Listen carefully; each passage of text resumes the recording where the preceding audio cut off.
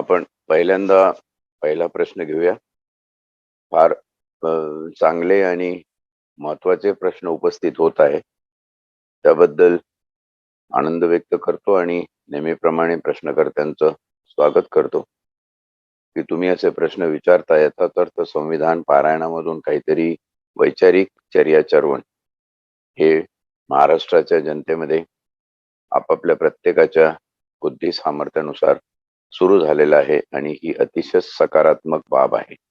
याच्यासाठी केला होता अट्टाहास, असा हा संविधानाचा पारायण दिन गोड व्हावा. आज 1 मार्च 2022, आपण 2022 या वर्षाच्या 3ऱ्या महिन्यात आज प्रवेश करतो आहे. जे कोण संविधानाच्या पारायणाचा आस्वाद घेत असतील त्यांना माझी विनंती आहे की हा आस्वाद घेताना आपण नीटोपाठ स्वतःही याच्यावर विचार करा आणि ही जी परिस्थिती एकंदर निर्माण होते त्या परिस्थितीतून मार्ग कसा काढता येईल.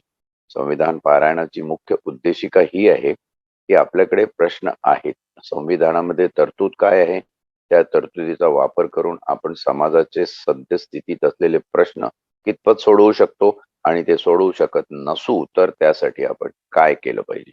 ही एक प्रकारे नवदृष्टी प्रदान होण्याचं एक यज्ञ उपक्रम आहे असं आपण संबोधलं पाहिजे आणि त्या दृष्टीनं या संविधान पारायणाकडे बघितलं पाहिजे.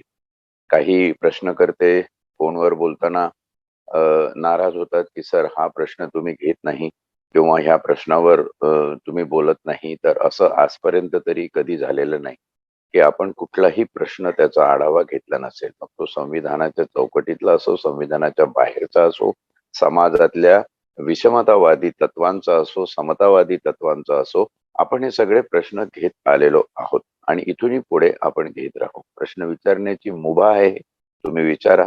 उत्तर देण्याचा प्रामाणिक प्रयत्न संविधान पारायणाच्या माध्यमातून केला जाईल याची शाश्वती मी तुम्हाला देतो आणि आजच्या प्रश्नाकडे थेट येतो. पहिला प्रश्न असा आहे की जेव्हा आणीबाणी लागते तेव्हा संविधानाच्या ज्या तरतुदी आहेत त्यानुसार लोकसभा, राज्यसभा आणि प्रत्येक राज्याच्या विधानसभा त्यांची काय स्थिती असते. तर राज्यसभा आणि लोकसभा या आहेत तशा स्थित राहतात.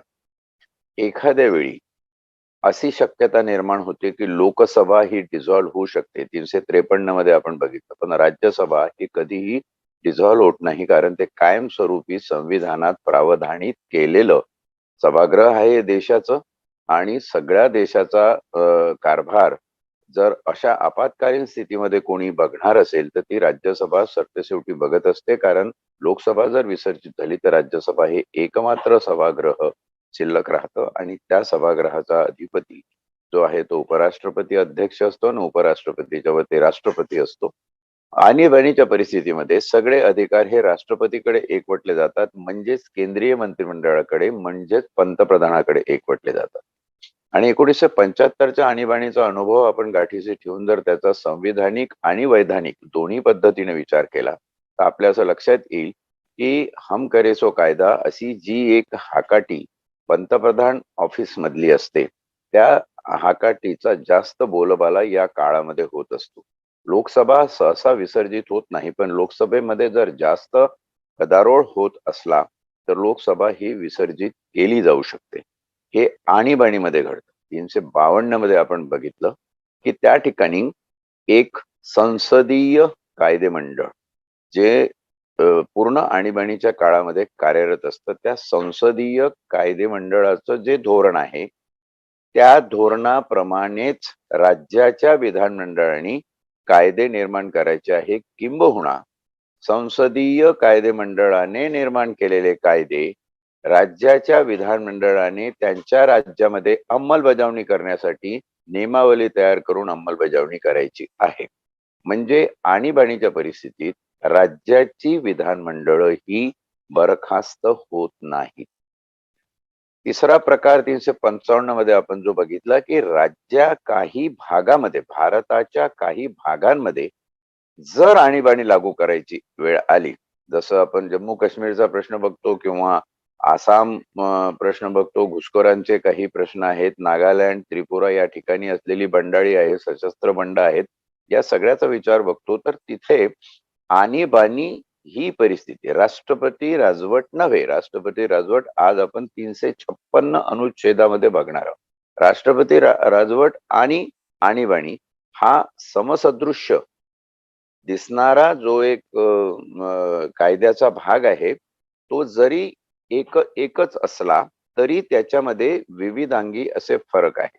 राष्ट्रपती राजवट लागू झाल्यानंतरही राज्यातल्या विधानसभा, राज्यातल्या विधान परिषदा या आहेच तर ते स्थित राहतात, परंतु राज्यपाल किंवा राष्ट्रपती ज्या पद्धतीने धोरण ठरवून देईल, ती पॉलिसी असेल कायद्याची, त्याच पद्धतीचे कायदे किंवा त्याच विषयावरती कायदे करण्याचा अधिकार राज्याच्या विधानमंडळाला असतो. अन्यथा राज्याच्या विधानमंडळाचे जे समावेशक अधिकार जनप्रतिनिधीमधून असतात ते मात्र हिरावून गेलेले असतात. तर आणीबाणी जेव्हा काही भागासाठी, देशातल्या काही प्रांतासाठी लागू असते, तेव्हा ती आणीबाणी असते. म्हणजे तो जो कारभार आहे एका किंवा काही 3-4 राज्याचा मिळून तो संसदेच्या माध्यमातून चालवला जातो. आणि जेव्हा राष्ट्रपती राजवट राज्यांमध्ये लागू असते तेव्हा राष्ट्रपती त्या राज्यातला सगळा कारभार चालवतो. मग त्या राज्यात एखाद्या वेळी गरज पडली विधान मंडळातली विधानसभा विसर्जित करण्याची, तर तेही अधिकार राष्ट्रपतीला राष्ट्रपती राजवटीच्या वेळी आहे. राष्ट्रपतींना तो एक अधिकार आहे की त्यांनी विधानसभा आहे तशी ठेवून, विधान परिषद आहे तशी ठेवून राज्यकारभार चालवणं किंवा ते डिझॉल्व्ह करून त्या ठिकाणी एक बोर्ड किंवा एखादी विधान मंडळीय कमिटी स्थापन करून राज्यपालाच्या अधिपत्याखाली देऊन त्या माध्यमातून राज्यकारभार चालवणं. या परिस्थितीचा आढावा आपण 356 मध्ये घेतल्यानंतर याच्यावरचं भाष्य जास्त स्पष्ट होईल की आणीबाणी आणि राष्ट्रपती राजवट याच्यात काय फरक आहे. आणीबाणी ही 352 अनुच्छेदामध्ये 353, 354, 355 इथपर्यंत वर्णन केलेली आहे. त्याच्यामध्ये काय काय अधिकार असतात, राज्याचे विधानमंडळ काय करू शकतं, त्याच्याबद्दलचा आढावा आपण घेतलेला आहे. आता 356 मध्ये राष्ट्रपती राजवट जी राज्यामध्ये लागू होते त्याचा आढावा आपण पूर्ण घेणार आहोत. आणि मला वाटतं 356 हे अनुच्छेद आपण अभ्यासल्यानंतर त्याच्यावर विवेचन केल्यानंतर हा मुद्दा बऱ्यापैकी आपल्याला स्पष्ट होऊन जाईल. काही प्रश्न असले तेही आपल्याला या अनुषंगाने म्हणजे आणीबाणी आणि राष्ट्रपती राजवट याच्यामधले जर काही संभ्रम निर्माण करणारे प्रश्न असतील त्याचाही विचार आपल्याला 356 अनुच्छेद पूर्ण विवेचन केल्यावरती घेता येणार आहे आणि तो आपण घेणार आहोत. इथे एक अशी अदृश्य आपल्याला एक नीतिमत्तेची फळी दिसते की आणीबाणी म्हटली, राष्ट्रपती राजवट म्हटली, तरीही इथली लोकशाही नष्ट होत नाही. आणीबाणीच्या वेळी जे मूलभूत हक्क तुम्हाला दिलेले आहेत ते काही हक्क सस्पेंड केले जातात. टोटल डिसमिसल त्या हक्कांचं भारतीय संविधानातून होत नाही. स्थगिती, तात्पुरतं निलंबन हे शक्य आहे, परंतु लोकशाहीचा जो मूळ गाभा आणि मूळ स्ट्रक्चर आहे ते स्ट्रक्चर आणीबाणीच्या काळामध्ये कधीही नष्ट होत नाही. राष्ट्रपती राजवटीच्या काळामध्येही कधीही नष्ट होत नाही. ते तसंच राहतं.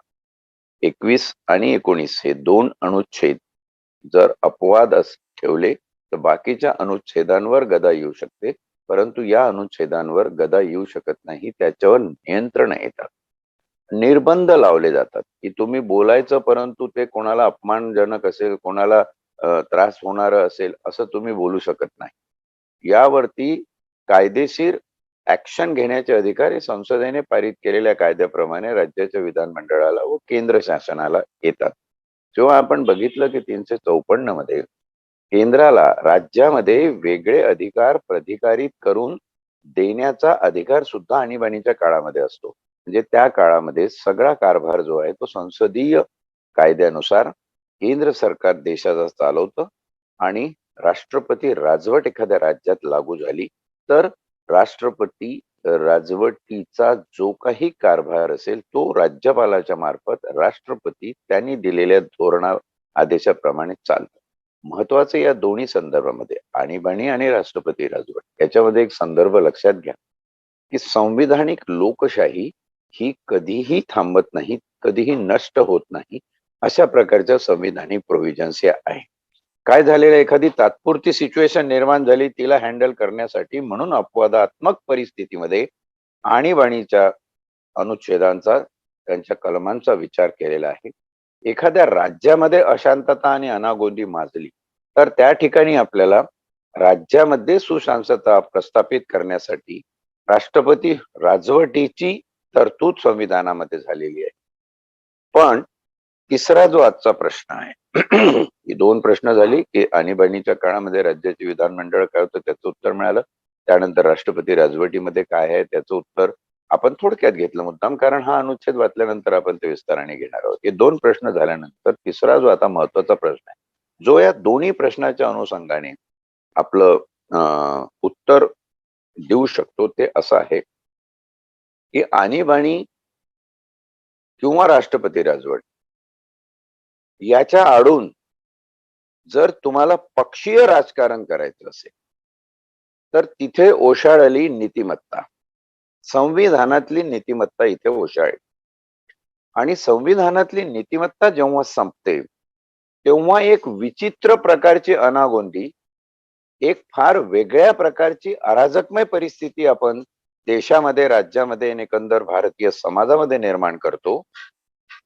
याची थोडी खंत आपल्याला या संविधानाची शपथ घेऊन ज्या पदावर बसलेले लोक आहेत त्यांना असली पाहिजे.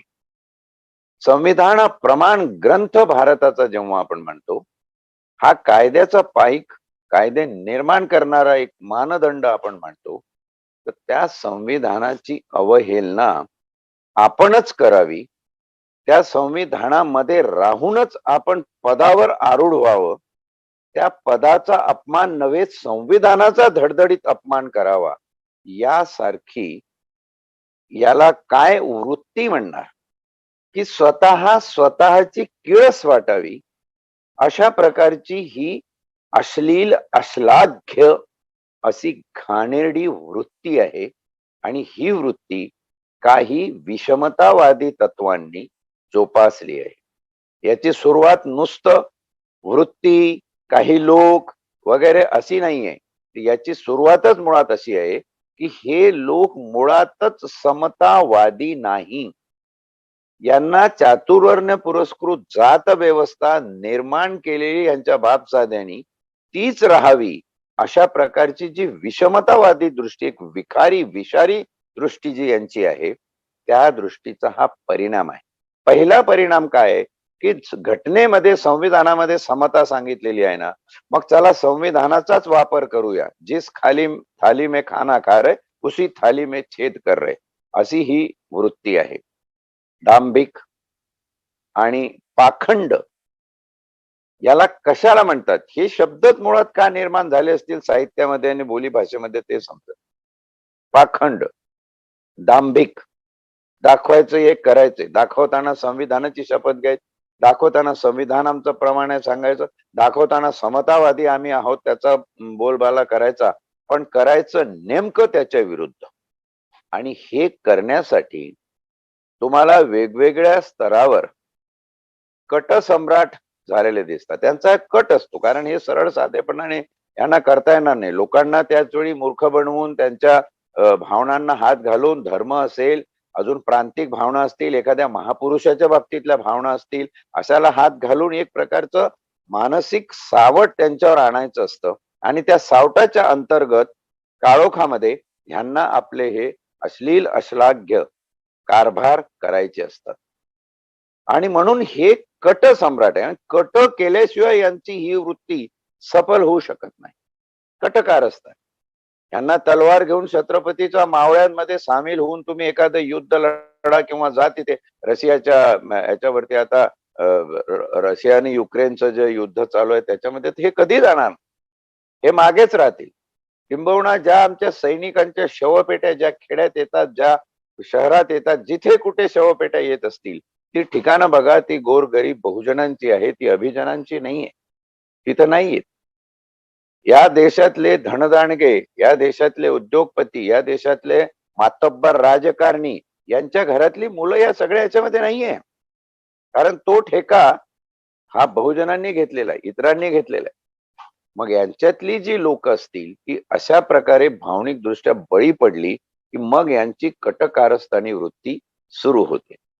आणि हे कटसम्राट अशा प्रकारचे कट करत असतात आणि कट सम्राटांचे कट झाले की त्यावर हुकूम निर्माण होतात नटसम्राट.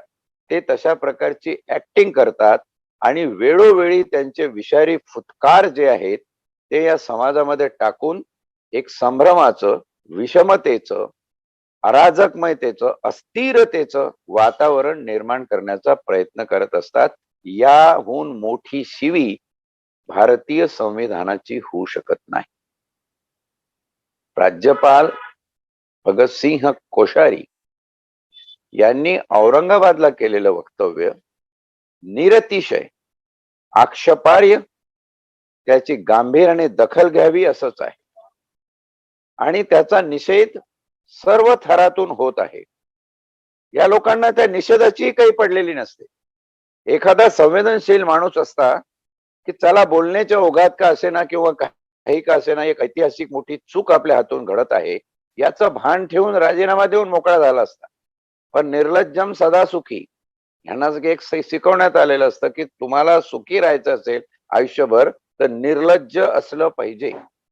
आणि आजकालचे जे राजकारणी त्यांचे वक्तव्य बघून घ्या, सगळे अगदी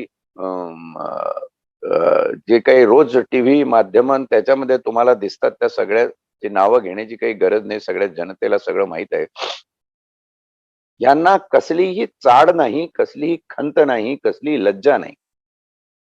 आणि हे नटसम्राट जागोजागी आपल्या कला पेश करत असतात. झालं काय की अभिजन प्रवृत्त समाज यंत्रणा वेठीस बांधल्या गेलेल्या आहेत. त्याच्यामुळे यांच्या नटसम्राटकीचेच खेळ हे तुम्हाला दुर्दैवाने बघावे लागतात. जे खरं आहे, जे फुल्यांची सत्यशोधक दृष्टी देणार आहे ते आपल्याला अभावाने कुठेतरी दिसतं. एखाद्या कुठल्या तरी सोशल चॅनलवर, एखाद्या प्रायव्हेट पोर्टलवर, एखाद्या लहान सहान टीव्ही पोर्टलच्या चॅनलवर हे चाललेलं असतं. मुख्य चॅनल हा सगळ्या यांच्या ताब्यात असल्याने हे या प्रकारचं सगळं निघून चाललेलं असतं. ह्याचा विचार केल्यानंतर तुम्हाला नटसम्राट आणि कटसम्राट यांच्यातलं सख्य या ठिकाणी लक्षात घ्यायचंय. ह्यांना मूळ संविधानाचंच दुखणं आहे. यांची खरी पोटदुखी हे डॉक्टर बाबासाहेब आंबेडकरांनी लिहिलेलं समतावादी संविधान आहे. आणि त्यातल्या त्यात गुर्मी अशी आहे की आंबेडकर एक शूद्र माणूस, एक वेळी अस्पृश्य माणूस, शाळेमध्ये वर्गाच्या बाहेर उभा केलेला माणूस, तो संविधान लिहितो आणि ते संविधान आम्ही प्रकांड पंडित पिढ्यान पिढ्या असलेले लोक पाळतील, हा आमचा आणि आमच्या पिढ्यांचा अपमान आहे, म्हणून आम्ही ते पाळणार नाही. ही यांची कटसम्राटांची अदृश्य सुप्त अशी चाल आपल्याला या ठिकाणी लक्षात येते. आणि आंबेडकरावर हा राग यासाठी आहे की आंबेडकरांचे गुरु कोण आहेत? तर खऱ्या अर्थाने बघितलं तर हे 3 महापुरुष जे आहे महाराष्ट्रातले हे आंबेडकरांचे गुरु आहेत. पहिले छत्रपती शिवाजी महाराज की ज्यांनी 18 पगड जातीचं हलुतेदार बलुतेदार या लोकांना कधी नव्हे ते एकत्र करून त्यांच्या मनगटात धमक आहे हे दाखवून दिलं. त्यांच्या हातात तलवारी खडक दिली आणि सांगितलं की तुम्ही शासनकर्ती जमात होऊ शकता. जेव्हा बाबासाहेब आंबेडकर म्हणतात की तुम्ही आज हे भाषण ऐकल्यानंतर घरी जाऊन लिहून टाका घराच्या भिंतीवर की मी शासनकर्ती जमात होईल, हे वाक्य कुठून आलं आंबेडकरांच्यातून? हे शिवाजी महाराजांचं शिकवलेलं लेणं आहे. शिवाजी महाराजांनी दिलेली ही गिफ्ट आहे या रयतेला की सर्वसाधारण माणूस 18 पगड जातीचं बहुजन प्रेरित असं सरकार राज्य स्थापन करू शकतो. आणि त्यावेळी काय केलं होतं? त्यावेळी सर्व अभिजनांनी मिळून शिवाजी महाराज हे शूद्र आहेत म्हणून हे राजा होण्याच्या लायकीचे नाहीत असा कांगावा केलेला आपल्याला दिसतो. आताच जे वक्तव्य आलेलं आहे ते वक्तव्य शिवाजी महाराजांच्या विरुद्ध डायरेक्ट असं नाहीये. उपरोक्षपणे त्यांनी त्यांच्या पठडीतला असलेला रामदास स्वामी नारायण ठोसर नावाचा माणूस हा शिवाजी महाराजांचा गुरु होता असं सांगण्याचा प्रयत्न सगळीकडे चालवला. आणि ते इतकंही म्हणाले की चंद्रगुप्त मौर्य तोही एक बहुजन राजा आहे.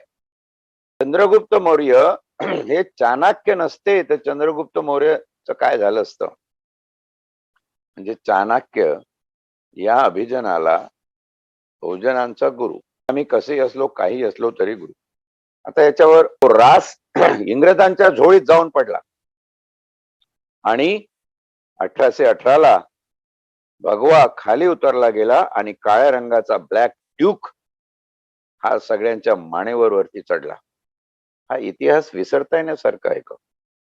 बहुजन इतके थिल्लर आहेत, बहुजन एवढे मूर्ख आहेत, त्यांना कळत नाही, त्यांना इतिहासाची चाड नाही, त्यांना काही समजत नाही. आणि आपण जो बुद्धिभेद करण्याचा प्रयत्न करतोय तो कशापायी करतो. महामहिम स्वतःला म्हणून घेणारं राज्यपाल पद, तुम्ही किमान ज्या राज्याचे राज्यपाल आहात तुमची एखादी उजळणी किंवा शिकवणी वर्ग घेतला पाहिजे. तुम्हाला महाराष्ट्राच्या इतिहासाची जाणीव पाहिजे. त्या इतिहासामध्ये झालेलं संशोधन अद्ययावत आतापर्यंत काय काय झालंय याचा ओझरता आढावा घेऊन तुम्हाला सांगणारा एक तरी तज्ञ तुमच्याकडे पाहिजे. जे सगळे लोक तुमचे ईए पीए तुमचे मदत करणारे जे कोण असतील त्या सगळ्यांना एकतरी त्याच्यातला असा माणूस असेल की जर तुम्ही विचारलं असतं तर त्यांनी सांगितलं असतं की इतिहास असा असा आहे आणि कृपा करून हे वक्तव्य करू नये. भावनेच्या भरात तुम्ही केलं असेल, तुमच्या तोंडून ते झालं असेल. पापक्षालन नावाचा प्रायश्चित्त घेण्याचा प्रकार भारतीय संस्कृतीचा गवगवा करणाऱ्यांनो तुमच्याच पोथ्या पुराणामध्ये लिहिलेला आहे. हे पापक्षालन तुम्ही कसं करता त्याचा विचार करा. का तुम्ही छत्रपतीला विटंबित करून खाली लेखून असे प्रयत्न करत आहात. शिवसेनेने सुद्धा त्या काळामध्ये जे केलं आणि छत्रपती शिवाजी मराठी माणूस करत करत करत करत आले.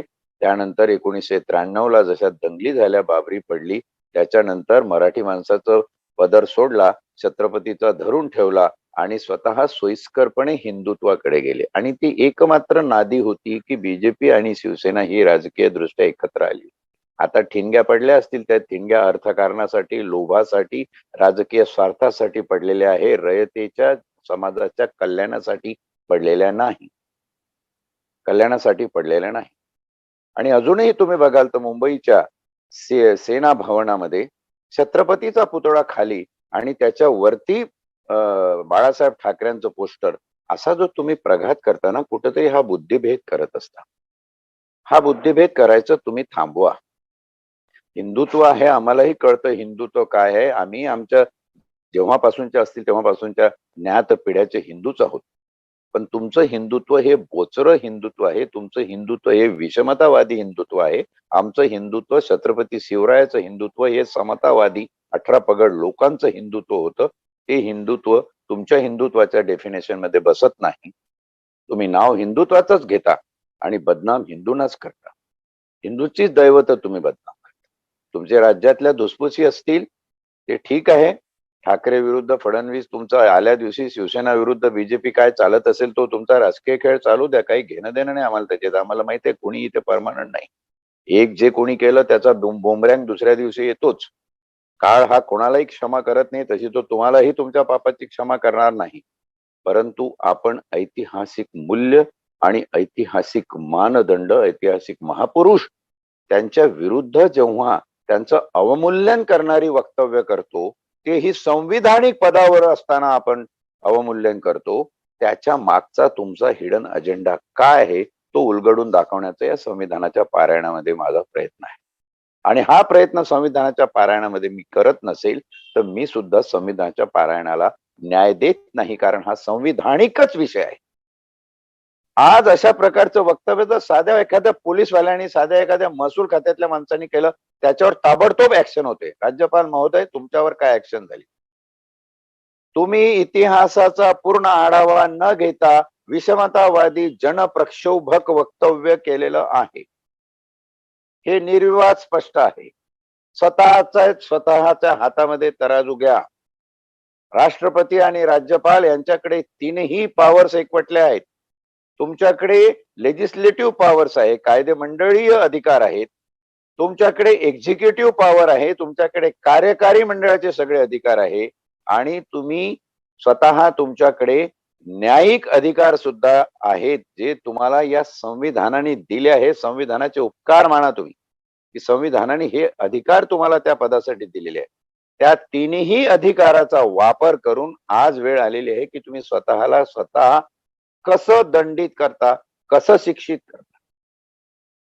हे संविधानिक पाप तुमच्या हातून झालेलं आहे. संविधानिक पाप हेतू पुरस्सर मुद्दाम हा शब्द वापरून बोलतो, कारण तुम्ही संविधानात ले पद धारण केलेले, संविधानाची शपथ घेऊन तुम्ही त्या खुर्चीवर बसलेला आहे. राष्ट्रपतीने आठवा तुम्हाला दिलेली शपथ या संविधानाची शपथ.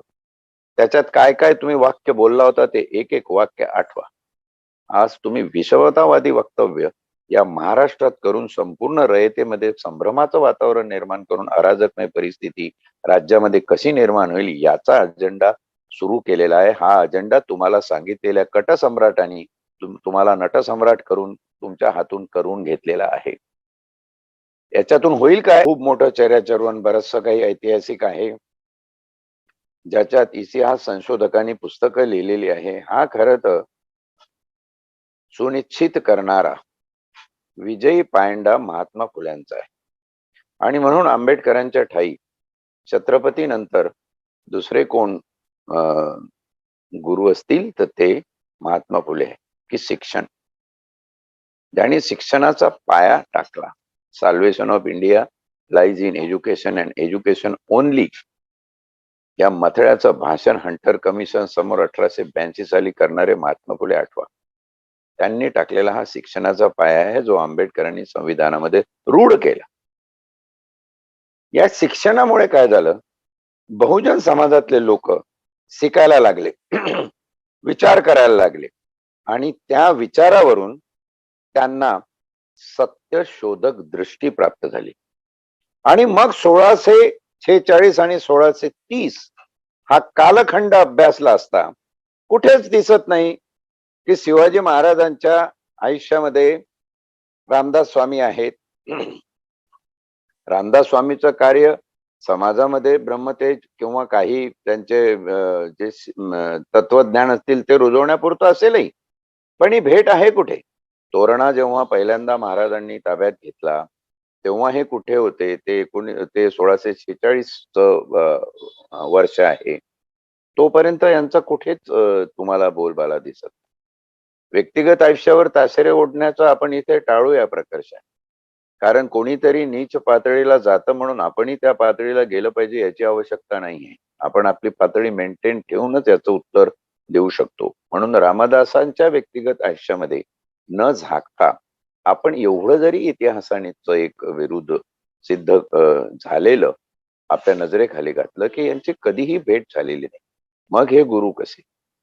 ही जी दृष्टी आहे त्यासाठी तुम्ही उपकार मानले पाहिजे महात्मा ज्योतिबा फुलेंचे, ज्यांनी शिक्षण नावाचं वाघिणीचं दूध तुम्हाला पाजलं, आपलं आयुष्य खपवलं. सावित्रीबाई आणि फुल्यांनी आयुष्य खपवलं, पण आज सावित्रीच्या लेखी आणि ज्योतिबाचे लेख ज्या पूर्ण भारतामध्ये शिक्षित होऊन संशोधक, विश्लेषण, इनोव्हेशन, स्व आदर, नीतिमत्ता याच्या बळावर पुढे आलेले आहेत, हे कुठंतरी खुपतं यांच्या पोटामध्ये. आणि म्हणून त्याचा राग कशा प्रकारे काढावा त्यासाठी तुम्ही चक्क संविधान वापरता. कारण संविधान वापरून आपलं राजकारण चालवण्याची जी नीती तुम्हाला आणीबाणी 1975च्या साली दिसते, तीच नीती आता अघोषित आणीबाणीच्या काळामध्ये सध्या असलेल्या बीजेपी शासनाच्या प्रवृत्तीत तुम्हाला बघायला मिळते. ते लोक, त्यांना तेवढंस ते जमलं नव्हतं, पण over the period of time, एवढ्या काळामध्ये एक कटसम्राट एवढे निष्णात झालेले आहे आणि प्रत्येक राज्यामध्ये या कटसम्राटांनी आपापले नटसम्राट उभे करून अशा प्रकारचं विषमतावादी तथ्य पेरायला सुरुवात केली आहे. वापर संविधानाचा आणीबाणीची तरतूद आहे ना संविधानात, हो मग लावली, पण त्या आणीबाणीच्या आडून छुपा अजेंडा यांचा आपल्या राजकारणाचा. राज्यपाल महोदयांना एवढं तरी समजलं पाहिजे की आपण संविधानाची शपथ घेऊन आलेलो आहोत, ज्या संविधानामध्ये समता, बंधुता, स्वतंत्र, सामाजिक, राजकीय व आर्थिक न्यायाची हमी आपण देतो आहे. अशा समतावादी तत्व धारण केलेल्या संविधानाची शपथ घेऊन आपण ज्या पदावर आलो, तर कमीत कमी आपण ही विषमता निर्माण करणारी वक्तव्य टाळली पाहिजे. साधा एक पोलीस कॉन्स्टेबल जर पोलीसचा युनिफॉर्म घालत असेल, शासनाच्या प्रशासनाच्या सेवेमध्ये असेल, साधा एक इन्स्पेक्टर, IPS कोणीही असेल प्रशासनातला माणूस, तर आपल्याकडे कोड आहे, त्याला बेताल वक्तव्य करता येत नाही. आणि तुम्ही संविधानिक पदावर नोकरीमध्ये शासनाच्या प्रशासनाच्या असून असं कसं बोलू शकता, असे प्रश्न आपण त्याला विचारू शकतो. मग हा प्रश्न रयतेने जर राज्यपाल महोदयांना विचारला तर राज्यपाल महोदय याचं उत्तर काय देतील? मुंग गिळून गप्प बसतील, कारण राज्यपालांचा अजेंडा कटसम्राटांनी सांगितलेल्या नटसम्राटाचा पूर्ण झाला, ते याच्यावर भाष्य करायचं टाळतील. आणि त्यांना माहित आहे की या पदावर ज्यांनी आपल्याला आणून आरूढ केलेला आहे त्यांचाच अजेंडा आपण पुढे नेतोय, म्हणजे आपल्या पदावरही गदा येत नाही, आपल्यावर काही ऍक्शन होणार नाही. झालं तरी महाभियोग होईल, सुप्रीम कोर्टात जाईल, सुप्रीम कोर्टात आपलेच अभिजन बसलेले आहे, तिथं न्याय हा आपल्याच बाजूने लागणार आहे. 90% लोक ज्या देशाच्या ज्युडिशियरीमध्ये, न्याय व्यवस्थेमध्ये एका प्रवर्गाचे आहेत, नावाला कुठेतरी वाटणीला दाखवायला वानगी दाखल म्हणून, वानगी नावाचा प्रकार आहे, वानगी दाखल म्हणून अपवादात्मक परिस्थिती दाखवायला म्हणून बहुजन आणि दलित मुस्लिम समाजाचे 2-4 लोक दाखवले म्हणजे तुम्ही झाले का समतावादी लोकशाही संविधानिक धोरणाचे माणसं? असं नाही होत. म्हणून त्यांना ही शाश्वती आहे की काही झालं तर आपल्याला काही होणार नाहीये. आणि अशा वेळी प्रश्न पडतो की रयतेनी काय करावं? रयतेमध्ये सर्वच प्रकारचे लोक असतात, त्यात सगळेचे सगळे बुद्धिजीवी असतील असं नाही. जे काही आपल्या बौद्धिक सामर्थ्याने जेवढा विचार करू शकतील त्याच्यातून जर प्रक्षोभकता निर्माण झाली, एक अस्थिरता, लॉ अँड ऑर्डरचा प्रश्न निर्माण झाला, तर त्याची तरी खंत या संविधानिक पदावर असलेल्या लोकांनी बाळगली पाहिजे. आज महाराष्ट्रातल्या केवढ्या संघटना या वक्तव्याने पेटून उठलेल्या आहे, याची थोडी तरी खंत, लज्जा वाटली पाहिजे आपल्या मनाठाई. आणि राज्यपाल महोदयांनी आपल्या हातून हे घडलेलं संविधानिक पाप आहे याची जाणीव ठेवून आपल्या पदाचा मुकाट्याने राजीनामा देऊन निघून जा. प्रत्येकाला मृत्यू हा अटळ आहे. तुम्ही केल्या न केल्याची शिक्षा याच जन्मामध्ये, स्वर्ग नरक काही नाही आहे. तुमची मानसिकता तुम्हाला एक दिवस खच्ची करून टाकेल, हे लक्षात घ्या. राज्यपाल महोदय, तुम्ही सगळ्या गोष्टीपासून वाचू शकता, कायद्यापासून वाचू शकता, देवही तुमचं काही वाकडं करू शकत नाही, परंतु तुमची खंतावलेली गिल्ट आणि अपराधित्व धारण केलेली मानसिकता ही तुम्हाला कदापि सोडणार नाही, कदापि सोडणार नाही. तुम्ही हे संविधानिक पाप केलेलं आहे याची जाणीव तुमच्या अंतर्मनाठाई क्षणोक्षणी तुम्हाला झाल्याशिवाय राहणार नाही. कदाचित झोपताना तुम्हाला झोपेच्या गोळ्या घेऊन झोपायला लागेल, नीटपणे झोप येत नसेल. काय करताय काय आपण, आणि हे कशासाठी करताय? छत्रपती शिवाजी हे आंबेडकरांचं दैवत आहे, फुल्यांचं दैवत आहे, राजर्षी शाहू महाराजांचं दैवत आहे. या 4 माणसापैकी कुठल्या ना कुठल्या माणसावर काही ना काही सातत्याने आघात करत राहायचे. मग तो मराठा आरक्षणाचा मुद्दा असो, संभाजीराजेचं उपोषण असो, की अजून काही प्रॉब्लेम्स असो, महात्मा फुल्यांच्या कुठं मान, त्यांची पदवी, त्यांचं पद, त्यांचा सन्मान, त्याच्याबद्दलचे आरोप प्रत्यारोप असो. आल्या दिवशी आंबेडकर एकदम एवढा सोपा झालेला आहे की पाहिजे तसं करा, पाहिजे तसं राहा, कारण समाज अजूनही आहे त्याच गर्तेमध्ये आहे. हे जे सगळे प्रकार आपण करतो आहोत, त्या ठिकाणी एक लक्षात घ्या की छत्रपती शिवाजी हा सगळ्यांचा बाप आहे, हा सगळ्यांचा मानबिंदू आहे. या देशातला एकमात्र असा राजा आहे की ज्याचा इतिहास आणि ज्याची कारकीर्द जगभरामध्ये अभ्यासली जाते.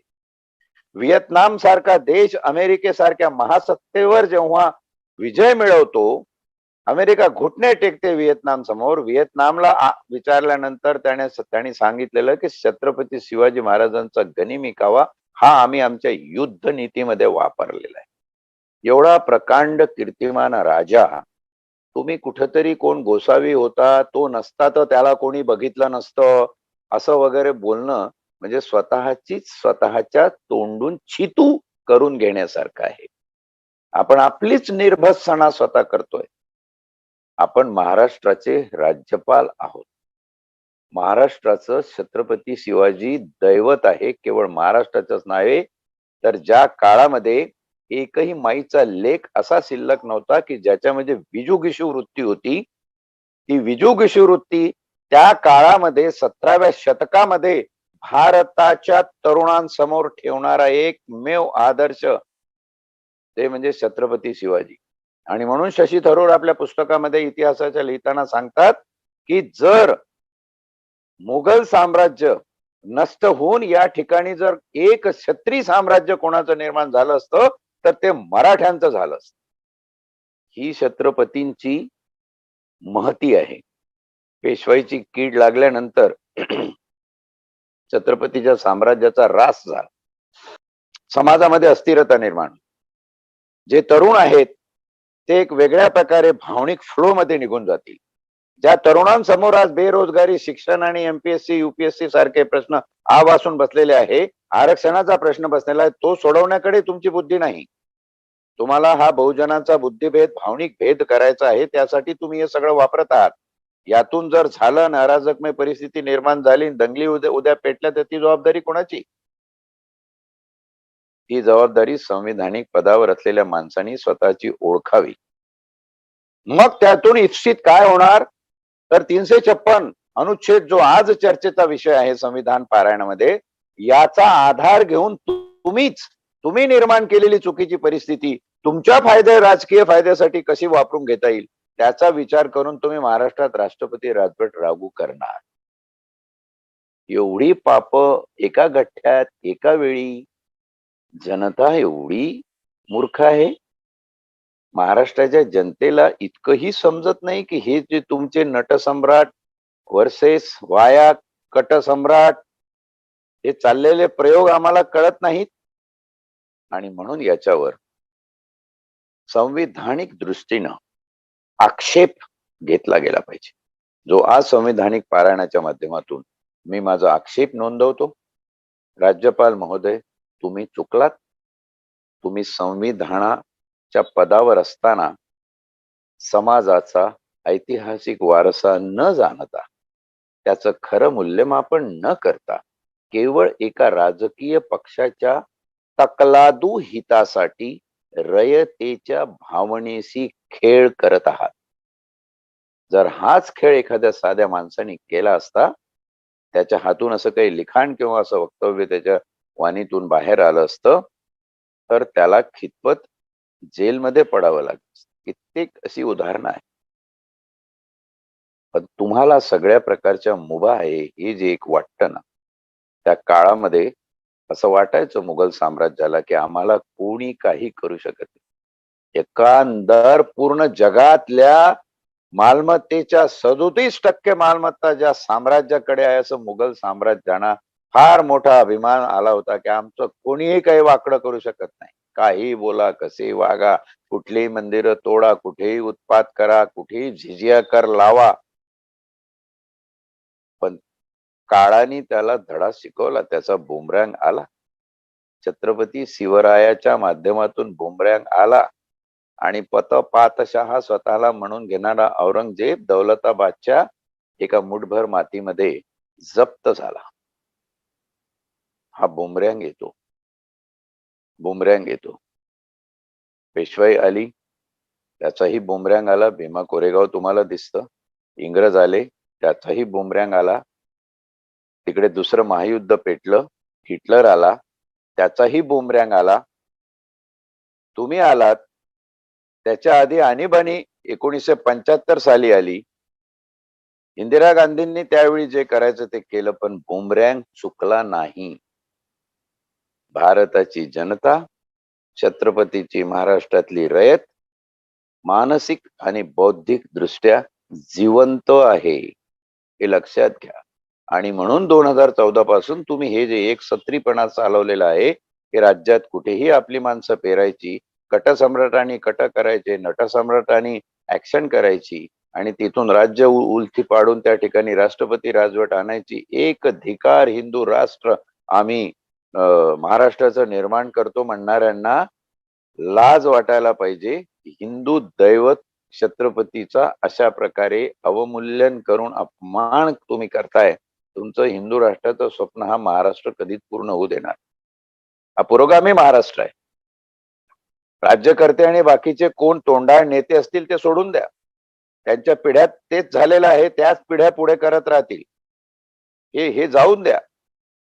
पण रयतेतला जो सर्वसाधारण सूक्ष्म माणूस आहे, ज्याला आवाज नाहीये पण त्याला मन आहे, त्याला डोकं आहे, त्याने अजून आपलं डोकं विकलेलं नाही आणि त्या डोक्यामध्ये विचार आहे.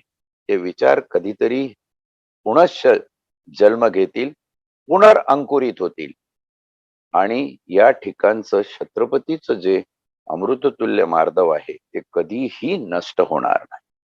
तुम्ही हे प्रयत्न करत राहा. खंत याच गोष्टीची वाटते की संविधानिक पदावर असून तुम्ही हे काम करता, एखाद्या राजकीय पक्षाचा अजेंडा चालवता आणि तोही संविधानिक लोकशाहीच्या विरुद्ध, आंबेडकरांच्या विरुद्ध, शाहूंच्या विरुद्ध, फुल्यांच्या विरुद्ध आणि दस्तूर खुद्द छत्रपती महाराजांच्या विरुद्ध चालवता. तुम्हाला खूप मोठ्या बूमरँगला सामोरं जावं लागेल. हिंमत असेल तर परिस्थिती आव्हान म्हणून स्वीकारा. वेळीच स्वतःला स्वतः दंडित करून या संविधानिक पापातून पापक्षलन प्रायश्चित्त घेऊन मोकळे व्हा, तर कदाचित तुमची सुटका आहे. अन्यथा काळ येतो आहे, त्याची वाट पहा. आमच्या पिढ्या जातील येतील, पण काळ तुम्हाला या बाबतीत कुठेही क्षमा करणार नाही. म्हणून अशी कामं करण्याआधी संविधानिक पदाचा, संविधानातल्या तरतुदीचा आणि समतावादी समाजाचा विचार करा. एवढीच विनंती या निमित्ताने मी आज इथे करतो. धन्यवाद.